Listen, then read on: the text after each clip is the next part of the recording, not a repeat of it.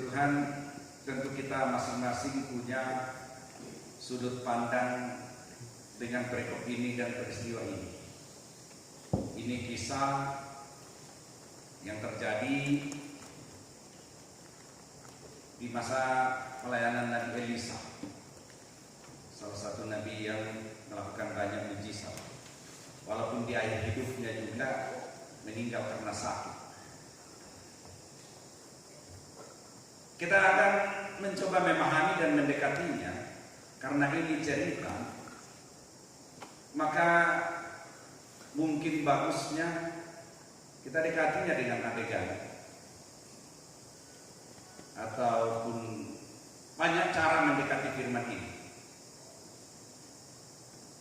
Kalau saudara mendengar sepintas tadi cerita ini, apa yang paling pertama muncul dalam pikiran? Hal yang mana? Peristiwa yang mana?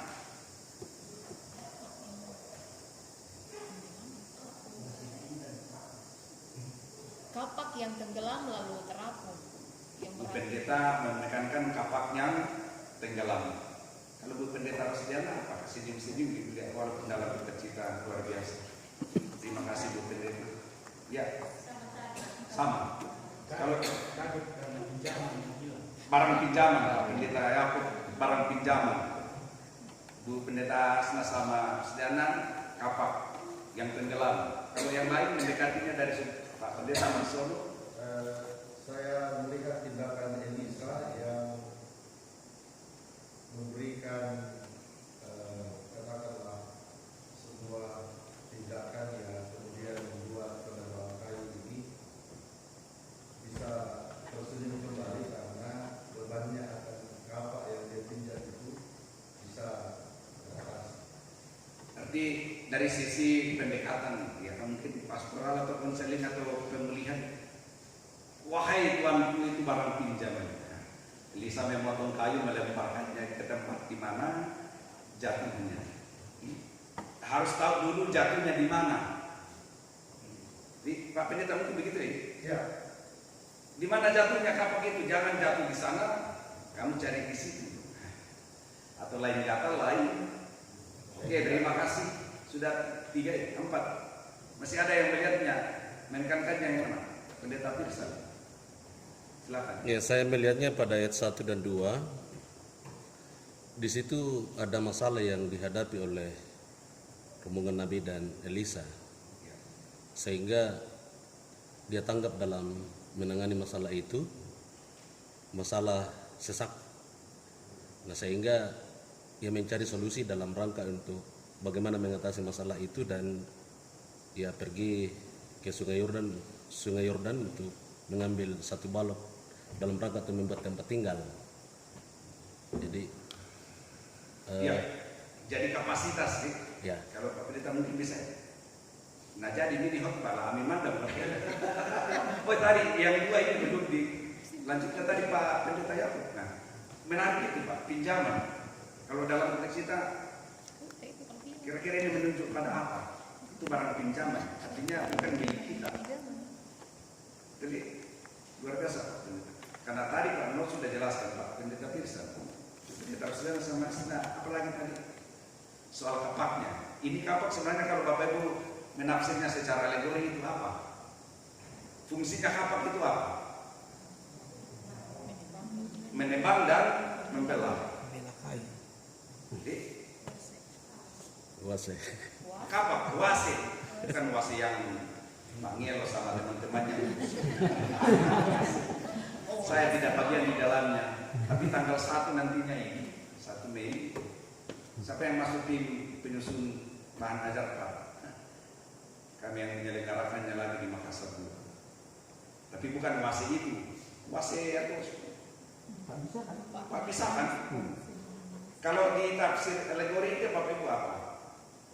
Spiritual. Nah, ini yang kita harus capai sekarang. Kita menghadapi segunung persoalan.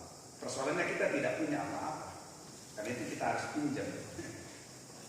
Masalahnya barang pinjaman ini seringkali jatuh. Dijatuh di mana? Arus Sungai Yordan. Jatuhnya di arus sungai dunia ini yang kita kehilangan. Amin deh. Kadang-kadang kita kehilangan yang spiritualitas. Atau mungkin itu. Pak Pendeta Pirsan luar biasa juga ya. Kita tidak akan bisa menghadapi masalah kalau kapasitas kita kecil.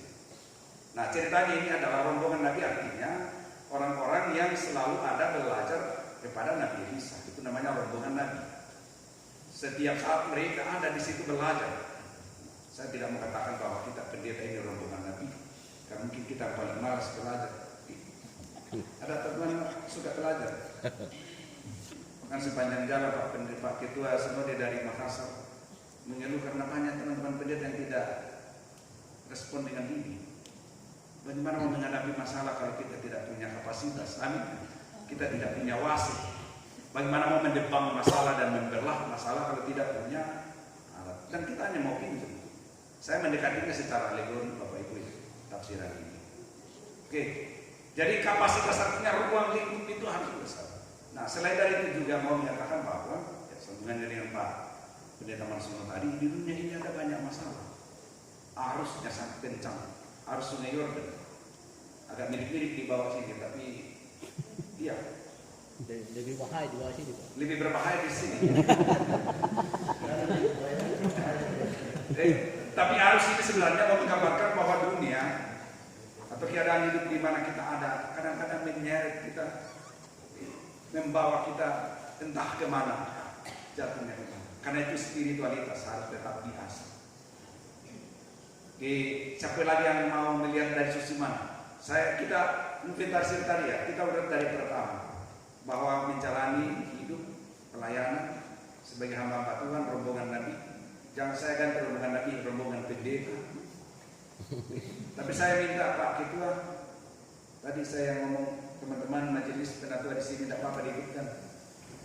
Dek, kalau pendeta yang dikasih tapi tidak mau, kita alihkan. Kasih tuan rumah juga ikut. Bapak Ibu majelis penatua sebentar. Di sarannya Pak Pendeta. Oke, lanjut. Rombongan Nabi semakin bertambah, sesak dan butuh ruang. Amin.